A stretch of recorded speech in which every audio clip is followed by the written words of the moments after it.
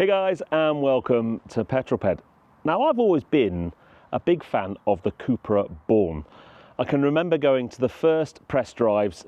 I liked the look of it, I liked the drive of it, and then I had a press car for a week. I did a long range test, it did good mileage, it ticks lots and lots of boxes. Well, there's now a Cupra Born VZ, which has over 300 horsepower, so that should make it the ultimate electric hot hatch.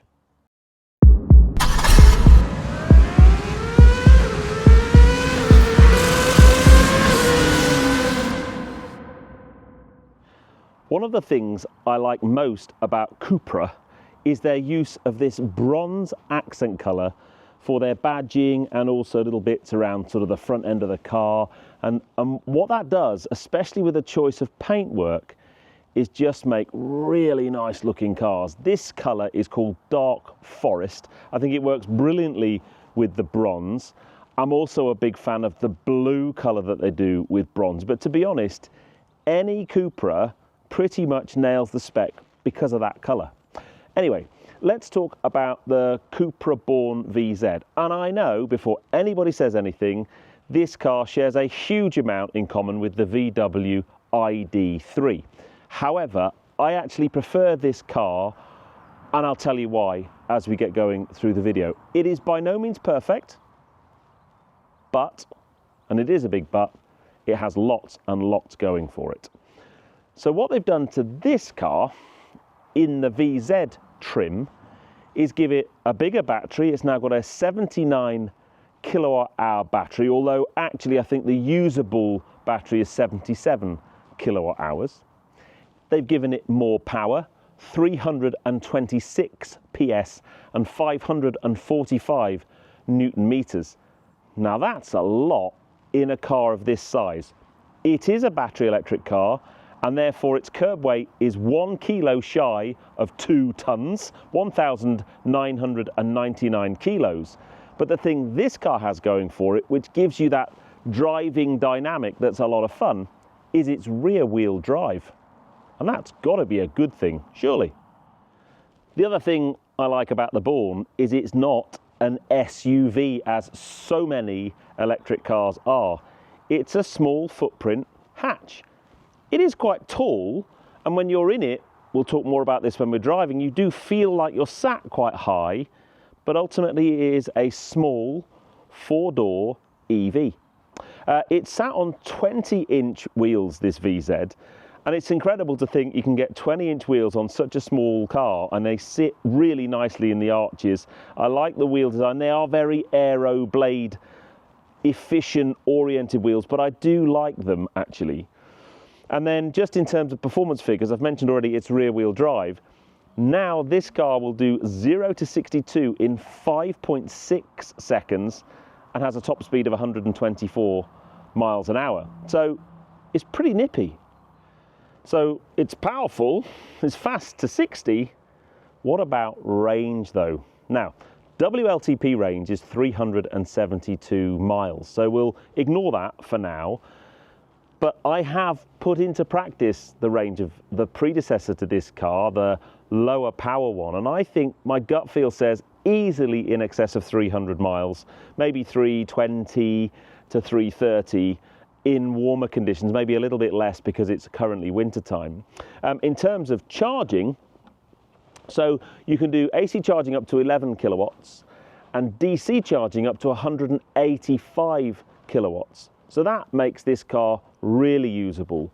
Not only have you got the performance, you've got a really good, healthy amount of range. And when you do stop to charge, if you can find the right kind of charger, you're going to be able to recuperate that charge really quickly and be on your way before you know it. I love the rear styling of this car, always have done. All I'll say is I've been running this car for the last few days. The roads are filthy, so it is absolutely minging. Apologies for that. But boot space-wise, actually, it's not too bad. I've got some flight bags in here, this is all the podcast equipment. There's plenty of space in there. It's not massive, but it's big enough. You've also got a false floor, so there is some space underneath to put stuff, probably where you'd put things like charge cables. So practicality, that boot I think serves a good purpose for a decent amount of practicality. and looks, I like it. I like the spoiler. What I really like, my favourite bit, is this detailing just here. I don't know why I like that so much. It kind of brings the privacy glass, and then that black detail in the gloss black comes into there, a little bit around this rear section of the spoiler on the roof. I just think that looks really, really smart. So far, so good. But I did mention at the beginning that I didn't think this car was without fault. And the first fault, or maybe not so much a fault, an issue I have with it is pricing. Now, the Born has 4 trim levels, V1, V2, V3, and now VZ. And the base Born, the V1, starts at £35,500. And I think that is a lot of money. If I compare that to the Renault R5 that I had on the channel very recently, a top spec one of those with lots of options on it is just over £30,000, £5,000 cheaper than this. And you might not put them in the same category. The Born has a greater range, it has more power, but it's still a kind of, you know, 5-door, 4-seat family car. £5,000 extra is a lot. But then if we actually look at the VZ starts from £44,600. Now, the challenge I've got with that is that tips it into the luxury car bracket, and that means that you're going to be paying some more taxes. So as of the 1st of April this year in the UK, EVs are going to be paying road tax or vehicle excise duty. And because this tips over £40,000, you're going to be paying £410 a year for the first 5 years on top of the road tax, which I think is £20 in the first year, then £195 thereafter. So that's a large amount of money. The next thing I have a challenge with is if I'm buying a car for £46,000, I would expect it to have a heat pump as standard. The heat pump is an optional extra at £970. That's a lot.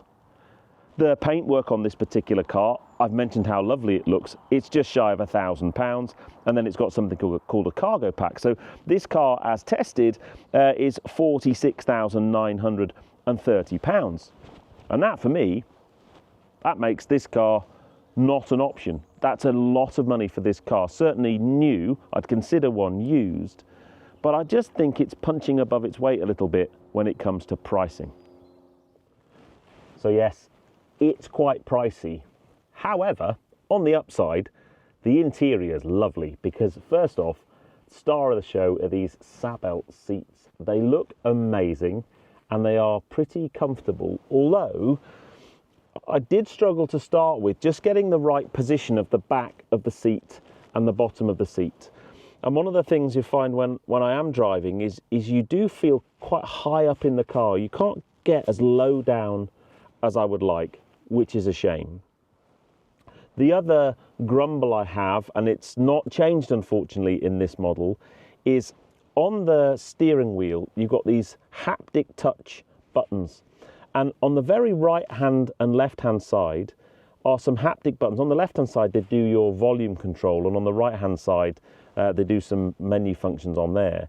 And when you're driving the car at 2:15 and 2:15, the inside part of your hand interferes with those buttons, and you can find yourself suddenly turning the stereo up. And I think that's a shame because I think they let the car down.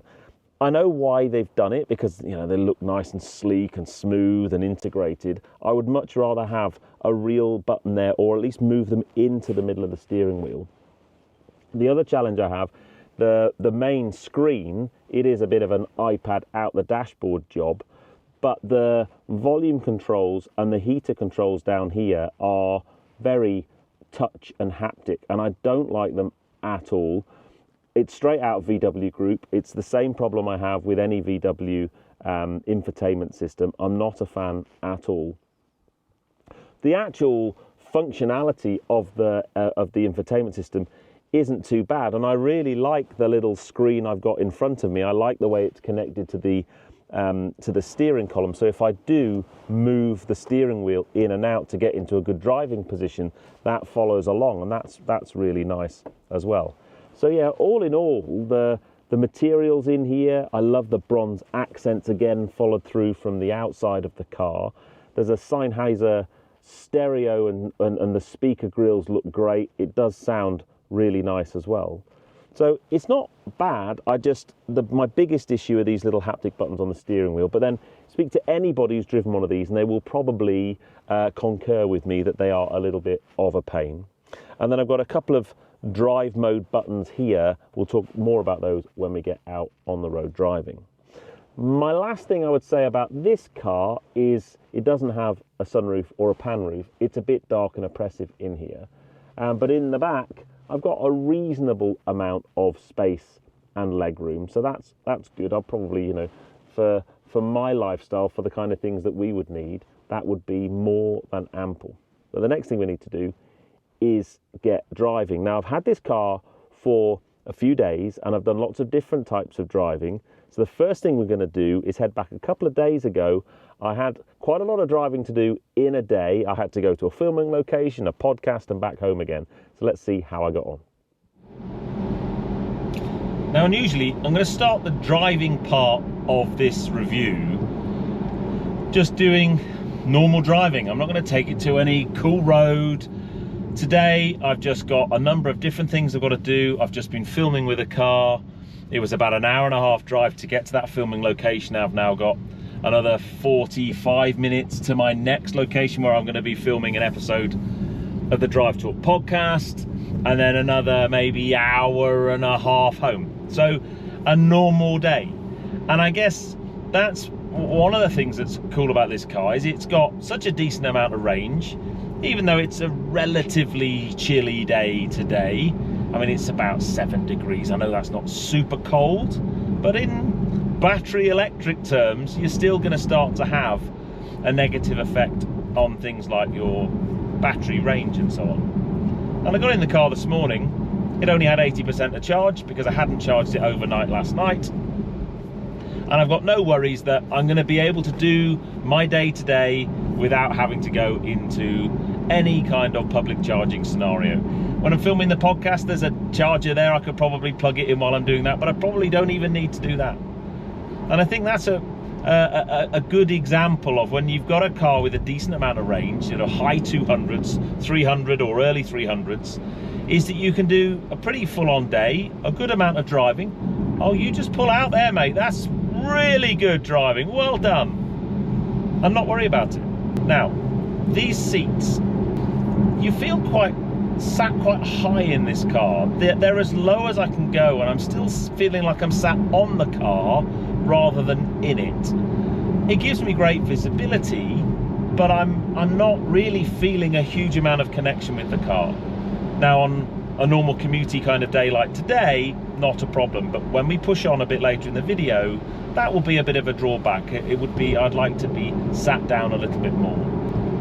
My next grumble is I've got 2 stalks off of the steering column. The one on the right is actually the gear selector, which frees up this part here, so I've got storage bins and bottle storage and all that kind of stuff.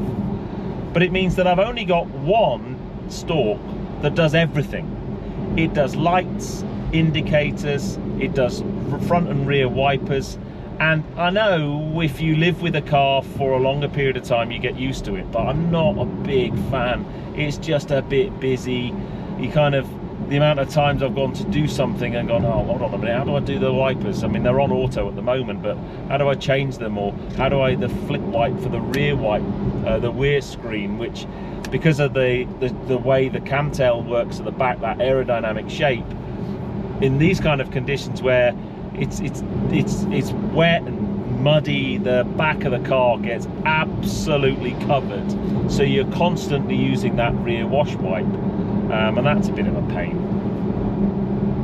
But yeah, all in all, as a use everyday car, I love it. I'm a big fan. So let's go and find a nice bit of B road. There might be a bit of a continuity error here because I think I'm going to film that tomorrow. But hey, now unfortunately it's a few days later, the last day I've got the car, and the weather has taken a real turn for the worse. This is far from ideal conditions for road testing a car. Torrential rain, a lot of standing water. But let's put it through its paces anyway. Now, drive mode wise, I've been driving it around up until now in the kind of standard default setting. I'm going to hit the little Cupra and go up into drive profile Cupra. Everything's turned up to the max now, and I've got all of the power. I can set my regen braking recuperation level with little steering wheel paddles. I'm actually going to set that to the maximum just to have a feel. And as we come into this bend here, I'm just going to lift off, and all of that braking is being done on the regen. I'm now going to put some throttle on and just carry the power through the corner. So it's a relatively aggressive regen on its maximum setting. I don't feel like it's a complete one pedal driving though, but it's pretty good. Now, we're going to state a few obvious things here. On throttle, you very much feel like you're being pushed rather than pulled due to the rear wheel drive nature of the car. And I know for some people that is a really important driving characteristic, and for others it's one that they're not that fond of. For me, one of the things this car gives you in a hot hatch style format, or certainly hatch format, is a really interesting drive characteristics. There aren't that many performance hatches out there, whether petrol or battery electric, that are rear wheel drive. And that is a big plus for the Born. What I would say though, is it does have lots of traction control and stability systems to help manage that, because you know, one of the things I wouldn't really want to be doing in this car is letting the back end get out too much, is kind of, you know, power sliding around corners like some kind of drifting god, because it is a relatively short wheelbase and you do have a reasonably, or you certainly feel like it's a higher car, and that's probably not the characteristics of a car that I'd want, to have lots and lots of power at the rear. I don't think people are going to be buying this car to drift in, but the characteristics, the dynamics of that rear wheel drive feel when you're driving is actually really very, very addictive. It doesn't seem to understeer too much. I am not going to be pushing on that much in these conditions because it is truly awful. There's a lot of standing water around. I've already nearly been caught out once when the cameras weren't rolling by a big puddle that kind of pulled me off to the side of the road. So I am going to be taking a little bit of care. But I thought we'd go the wrong way up the road that I often use for reviews. Now let's have a bit of, see, that's full throttle. And the car system's got a little bit of, just a little bit out the back. But the car systems look after you really, really well. So if you are concerned about it being rear drive and unmanageable, or the kind of car where you might end up having problems, I don't think you need to worry about that so much, because it just feels like a really dynamic, sporty car. Now, if you are looking for a bit more of an advanced drive, there's some caution to be had, but you can very easily go into the infotainment system. Under Smart Assistance, you've got an ESC setting, and you can select ESC Sport. And what that does is it backs the stability systems off a little bit, doesn't turn them off completely. But now I can just feel a little bit more slip at the back, not too much. I mentioned already the suspension's actually pretty plush. It's dealing with some horrible bumps in the road down here. But because you've got so much power, sort of over 320 horsepower in such a small footprint car, a standard Born feels pretty nippy. This thing, it's on another level.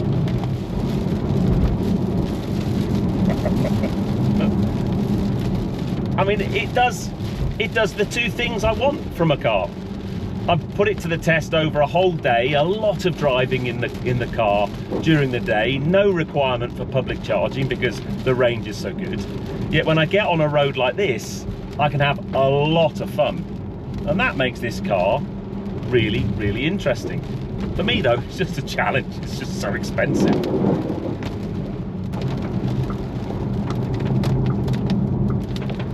Okay, it's round here. See, that's a good amount of throttle coming out of that corner, and the system's, even though I've got ESC as off as it can be, it just gives you a little bit of feel at the back. But if things get too much, if the angle gets too much, it just, all the systems come on and they look after you. And look, I've just done it. You know, I was talking about the haptic buttons. I've just changed the setting by my right inside of my thumb touching the buttons on the steering wheel. It's just gone into some kind of head-up display setting because I was just holding on a little bit too tight. And that's why I don't like those buttons on the steering wheel. Now, let me see if we can just do, I'm not going to go for a 0 to 60 time because it's totally pointless in these conditions, but there's a little bit of straight road here. Let's just come to a dead stop and then bury the throttle just to see how the traction systems work.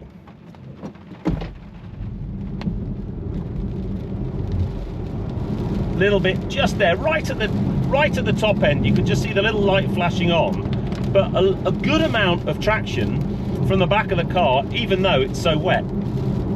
So that 0 to 60 time of 5.6 seconds, I've got no doubt whatsoever that that's an achievable time. Anyway, put in the comments below, what do you think of the Born in general as a car? From a styling point of view, from a concept point of view. Right in the middle, there we go. That is flat chat. It still won't let you slide. So yeah, just in terms of, I'd be quite interested to see what you think between this and the ID3, with them being such similar cars. And then what do you think of this VZ model? 300 horsepower, range is right up there for me, performance right up there for me. I think its biggest challenge is going to be price, because it sneaks into that luxury car bracket that affects your vehicle excise duty. But I think it's just got style and personality and looks that really justify that kind of price. But I think for some people it's going to be too much. Or you buy yourself a 1-year-old used one, it's not a problem. Anyway, I hope you enjoyed that. If you did, give me a thumbs up. Comments below are always welcome, and if you haven't done so already, please subscribe to Petrol Ped for plenty more content to come. And I'm going to concentrate and try not to kill myself. And I'll see you on the next film. Ta-da! Oh no, can't do that in an EV, can you? Anyway, you take care, guys. Drive safe.